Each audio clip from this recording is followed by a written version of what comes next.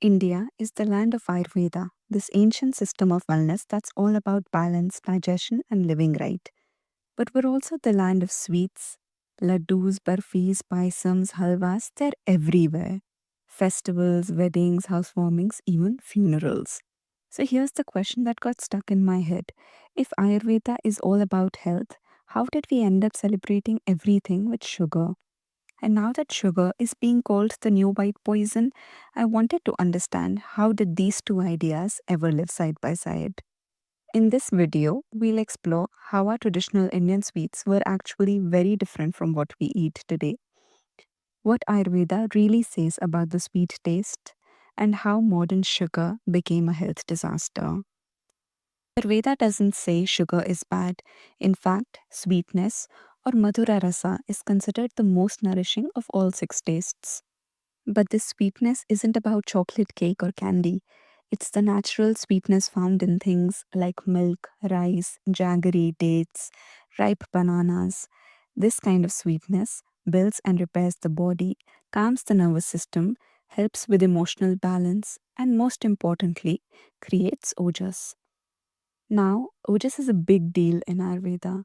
It's your body's inner glow, your vitality, immunity, strength, and even mental clarity. It's like your life force. You want more of it. But, and this is key, sweetness only builds Ojas if your digestion is strong. If your digestion is weak, too much sweetness turns into ama, this sticky, heavy toxin that clogs up your system. Ama is said to be the root cause of many diseases in Ayurveda. So, Ayurveda's view isn't sugar is bad, it's sweetness is powerful, but you need to handle it with care. Let's go back a few generations. Indian sweets weren't always what they are today, overly sweet, overly processed, and available all year round. Traditional sweets had a reason. They were made for a season, a life stage, a healing purpose, like tilkur laddoos in winter, which are warming and full of minerals, panjiri after childbirth, which is meant to rebuild strength, kheer or paisam during fasts, because these are gentle, grounding, and easy to digest. And they weren't just thrown together, ingredients mattered: ghee, jaggery, millets, nuts, lentils, herbs, all working together. They used natural sweeteners, whole ingredients, and often these sweets were made at home, not in factories. They weren't just desserts, they were nourishment.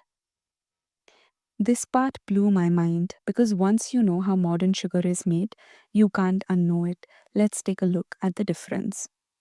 Jaggery is made from fresh sugarcane juice. It's filtered, then slow boiled in iron pots over fire. As it boils, foam and impurities are skimmed off. Then it's poured into molds and left to cool. That's it. No chemicals. What you get is a dark, slightly sticky block full of minerals like iron, magnesium, and even antioxidants. Ayurveda considers jaggery supportive for digestion and good for balancing vata. Mishri is made by taking clarified sugarcane juice and letting it crystallize slowly over cotton threads for 15 to 20 days. These crystals are then sun dried and ready to use. Mishri is sattvic. It's calming, cooling, good for the throat, and helps balance pitta. Palm sugar, coconut sugar, date sugar. These are made from the sap of flower buds of palm or coconut trees. The sap is collected, gently boiled, and poured into molds. They're rich in potassium, iron, and trace minerals and have a lower glycemic impact. Traditionally, they were used to help with digestion, respiratory health, and even seasonal imbalances. Now, let's talk about modern sugar, the kind we use in almost every packaged product today. It also starts with sugarcane juice, but the process after that, it's completely different. First, the juice is treated with lime or phosphoric acid to remove impurities. Then, it's boiled at high temperatures. Then, spun in industrial machines called centrifuges to separate the crystals. In this whole process, any natural minerals, fiber, or molasses are removed. Then comes the bleaching step, usually with sulfur dioxide to make the sugar bright white. By the time it reaches your kitchen, it's 99.9% pure sucrose. No iron, no magnesium, no trace nutrients. just dead, empty crystals. It digests super fast, spikes your blood sugar, gives zero nourishment, and is incredibly easy to overeat. The issue isn't just refined sugar, it's how everywhere it is.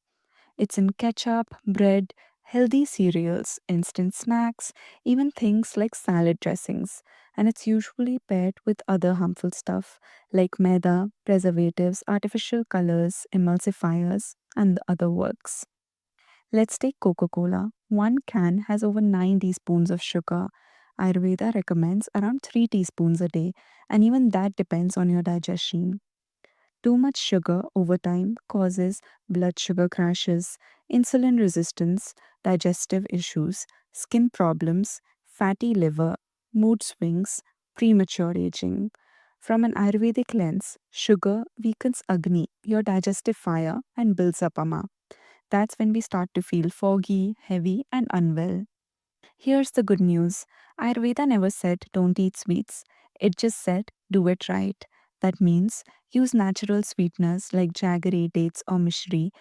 Eat sweets earlier in the day, not at night. Don't eat huge amounts, small is enough. Pair them with ghee, nuts, or other grounding foods. Avoid cold sweets, especially if digestion is weak, because sweetness can be healing if you respect how it's used. So, no, you don't need to quit sugar completely. You just need to understand it better.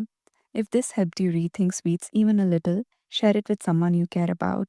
Let's bring back the kind of sweetness our bodies actually understand. If you're interested in more such videos where Ayurveda meets real life, do like the video and subscribe to the channel.